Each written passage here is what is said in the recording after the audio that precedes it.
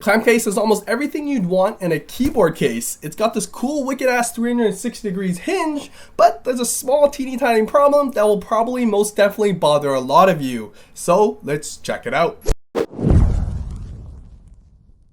The exterior and iPad casing being a soft matte rubbery feel, unfortunately with quite a bit of branding. On the inside, the face of a keyboard is aluminum plated. The keys are a stiff plastic build, but we'll get to that later. Installation is super simple, simply follow the instructions and go right side first, then snap the opposite side in place. Removal is just as easy. By squeezing the right edge off, the iPad should pop right out. Looking around, the volume buttons have their own dedicated covers that stick out and provide clicky feedback. A cutout for the side mic, the same situation for the power button, a cutout for the audio jack, although thicker jacks may be limited, and a generous cutout for the lightning connector. Around back, the camera flash and mic cutout, and thankfully the case is thick enough to prevent the camera hump from scratching on surfaces. Looking at the keyboard itself, it does take a micro USB connection to charge, which is rated at 3 hours for a full charge and should last around 100 hours. Not as high as others, but I've been going a week strong without a charge yet. It also skips the smart connector, instead opting for Bluetooth 3.0. To start, turn on the keyboard on the side, hold the function and command button to turn pairing on. You'll know it's ready to make love to your iPad when the LED indicator is constantly nagging you like this. To complete this lovely union, go to the settings, Bluetooth, and select ClamCase Plus. That's it, making love ain't that hard after all. The keyboard also has magnets for auto on-off of your iPad for people like myself who don't use auto lock. And although the face of the keyboard is aluminum, there are stiff rubber stops to keep the screen separated when closed. Combined with the stiff case, I'm not worried about scratching my screen at all. But better safe than sorry, get a screen protector anyways. Finally, like a MacBook, there's an indentation to help when separating these two lovebirds. Unfortunately, with so much that it does right, since it's mainly a rebrand of the Air 2 model, it doesn't include a spot for the Apple Pencil. So for the three of you crying out there, you may want to check this out, as it's what I've been using to keep my setup together. There is a lot going on, and it does come at a cost. It almost doubles the weight of the iPad Pro, and most definitely doubles the thickness of your super slim iPad. Fortunately, in the hand, the curved-like MacBook Air feel makes it really comfortable to hold, and you don't really notice the weight of the bulk.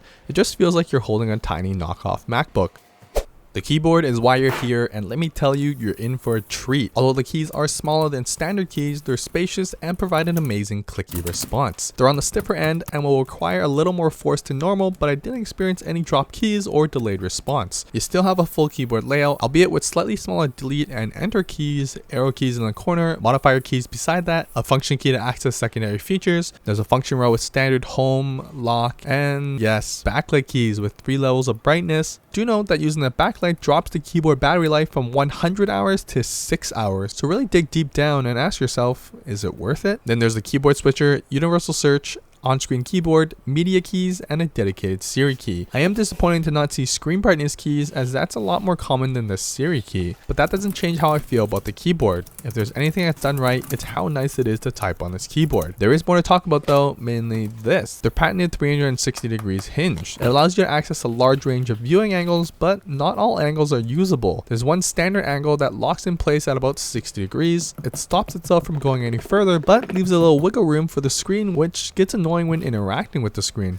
One of the major issues, especially evident when using it on your lap, is the weight ratio of the case to the iPad. The weight of the iPad tips the whole case over if you don't hold the keyboard portion down, which they thankfully have a palm rest area to help with. But this instability can be daunting and requires constant attention to keep stable, unless you raise your screen to a higher angle, which can cause issues with viewing angles. Even on hard surfaces, although the rubber feet help with sliding around, you deal with similar issues of tipping over. The redeeming factor though is the other 180 degrees of the hinge. Flip the iPad into a stand mode and the stiff hinge holds into place at almost any angle you like to view it at. It's a perfect combination of work and play, being able to watch, surf, or game, then when it's time, switch right back in a heartbeat. Thanks to the Hardshell case and a keyboard that acts as a screen cover, you've got full 360 degrees of drop protection. There aren't any specific protective features other than the coverage, but that's usually enough to protect you from light drops, dings, and scratches. The keyboard stays closed thanks to the stiff hinge, so you'll never have direct screen contact on impact. Do note there isn't much of a lip around the actual iPad, so if you had it in a tablet form by going full 360, there's nothing to keep your iPad screen from a drop like this. Like I said, invest in a damn screen protector because I said so.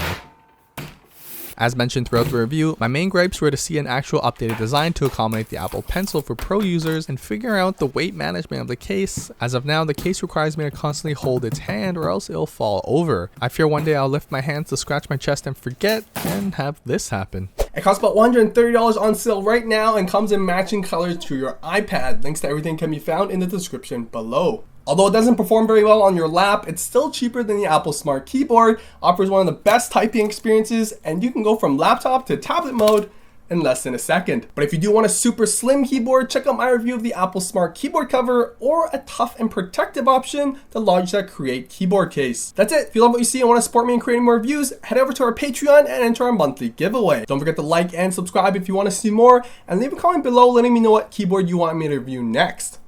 I rest my keyboard case.